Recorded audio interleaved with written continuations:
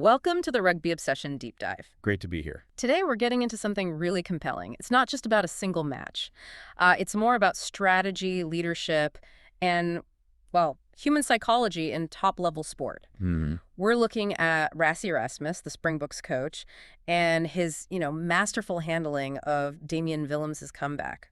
Yeah, it's a brilliant case study. It really shows how a leader can unlock potential right when it's needed most. And we're drawing heavily from a really insightful opinion piece by Jared Wright, dated September 14, 2025. Right.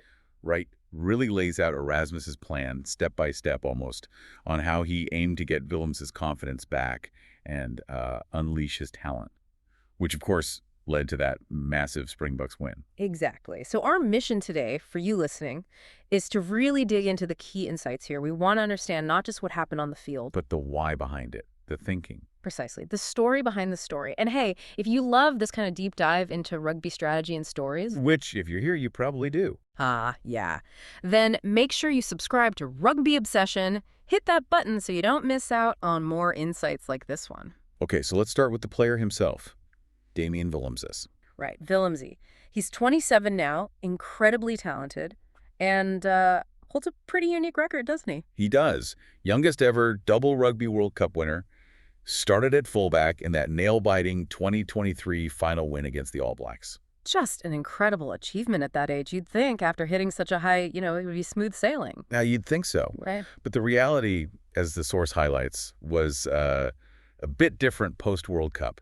His international career sort of stuttered. Stuttered, yeah. How so? Well, first off, he picked up an injury in 2024, kept him out, no new test caps that year. Okay. Then, early 2025, there's an unfortunate suspension.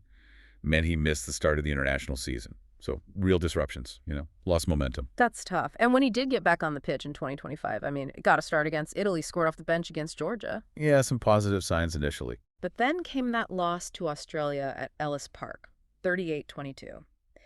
And the article describes his performance as underwhelming. And that seemed to be a real knock to his confidence. A big one. Led to him being completely left out of the squad for the Eden Park test against New Zealand. Imagine that. After winning a World Cup final, that's gotta hurt. Definitely. But this is where Rassie Erasmus steps in, right? His observation was key. Exactly. Erasmus clocked that Willemse, and actually Afleel Fassi too, the other fullback, were both, quote, lacking a bit of confidence. So instead of just dropping them, he decided to rest them. Brought in Willie Roux, the veteran. It wasn't about punishment. It felt more like protection, a chance to reset, showing that psychological understanding. Yeah, that makes sense. And even though Willemse wasn't playing at Eden Park, Erasmus was already hinting at something bigger, wasn't he? He was. He made that comment after naming the Eden Park team. Something like, Damian Willemse knows what he must work on as a 28-year-old double Rugby World Cup winner. We know that we have him as a banker there. We know when we are going to unleash him. Unleash him. That's the key phrase. It wasn't just rest him, it was unleash him. Sounds like a plan was already brewing. So what was this master plan, this unleashing? Well, this is the really bold part. Erasmus decided to start Willemse at inside center, number 12. Wow. First start there for the putt. First ever start in that jersey. And think about South Africa's usual number 12s. Big physical carriers, Damien Deland, Andre Esterhuizen, bruisers. Exactly. Bruiser-styled, as the source puts it. Willemse's, well, he's not that. It was a massive show of faith, going completely against type. So it wasn't just blind faith. It was about Willemse's skill set, right? He's naturally that free-running, fleet-footed outside back, a playmaker. Brilliant playmaker. Moving him to 12 allowed him to use that full skill set closer to the action. More touches, more influence. Like a second distributor. Kinda, yeah. Taking pressure off the fly half, offering different angles of attack. And Erasmus was smart about it, too. He paired him initially with Sacha Feinberg-Mongomazulu at 10. His clubmate from the Stormers, familiarity. Crucial for confidence. And even when Feinberg-Mongomazulu went off injured, Manny Libak came on. Another clubmate. Exactly. So that transition was pretty seamless. It shows you the layers to the planning. Incredible. And the result of all this strategic maneuvering? History. Pure and simple.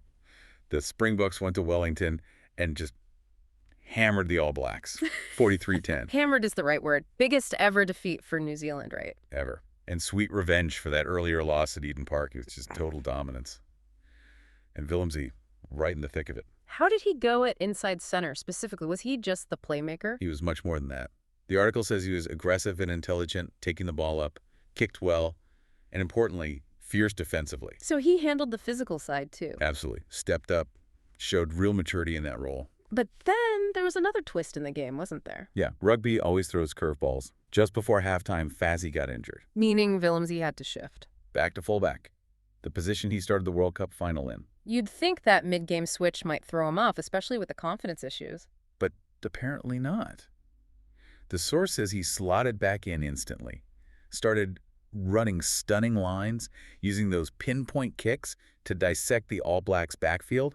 Seamless. Amazing adaptability. And that adaptability, that confidence flowing back, yeah, it really set the stage for his big moment, the try. Ah, yes, the try. Talk us through that. Well, it wasn't straightforward.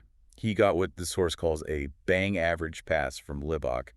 A bit messy, Okay. but showed incredible flexibility just to gather it. Then, quick feet, slipped a double tackle attempt to Pea and Carter. Wow. And then just pure determination, muscled his way over the line. That sounds like a huge moment, not just points on the board. Oh, way more than that. It pushed the Boks out to a 14-point lead. A real gut-wrenching punch for the All Blacks, as Wright puts it. And for Willemse personally. Must have been immense. Any lingering self-doubt probably just vanished in that moment. Pure validation. The stats back that up too, right? It wasn't just flashes of brilliance. Not at all. It was a complete performance. Joint top carrier with Jasper Wise 14 carries. That's impressive, matching-wise. Beat 6 defenders, a team high, 2 line breaks, 90 running meters, 6 kicks, 2 offloads, 6 tackles. Just, wow. An all-around, truly stunning outing. Absolutely. And that stunning performance, it's the perfect illustration of Erasmus's genius, not just the tactical side, but the man management. He's often called a maverick, a genius, but maybe underrated man manager is the key here. I think so. That knack for getting the best out of players, especially when they're down, that's a special skill. And it's often the small things, isn't it? That anecdote Erasmus shared. Well, the video, yeah, that's fantastic. He said, I sent Damian Willemse a video last night of him chasing down Caleb Clark and Nelsprout. I said to him, you remember this. Think about the impact of that. A personal message, a reminder of his own past excellence, his speed, his fight. It cuts through everything else, doesn't it? The noise, the pressure. Exactly. That's the kind of detail we love digging into here, which is why, if you find this fascinating, you should definitely subscribe to Rugby Obsession, get these stories regularly, and let us know what stands out to you listening right now about this type of leadership. Have you seen coaches or leaders do similar things that really targeted personal empowerment? Yeah, we'd love to hear your thoughts. Because that simple gesture, sending the video, it shows Erasmus truly believes in his players. It's not just talk. Right. He empowers them, helps them block out the noise, ignore that huge pressure of expectation Willemse has had since he was a schoolboy star. Just tapping into that talent that was always there, maybe just buried a little. Precisely. Letting it come back to the surface. So the conclusion is pretty clear then. Damian Willemse, he's definitely laid down a marker. Oh, yeah. Statement made. He's back. Man, it's a testament to that support, that strategy, that belief, turning a slump into something spectacular. But characteristically, Erasmus keeps everyone grounded, right? Even after that record win. He said they've achieved nothing yet. Always focused on the bigger picture, the rugby championship. Classic Rassie. Celebrate the win, yes, but immediately look forward. Never satisfied. Which is probably part of why he's so successful. So a final thought for you, the listener. Think about how these ideas, that targeted support, playing to unique strengths, that personal touch, how they might apply outside of rugby, in your team, your work, even your own goals.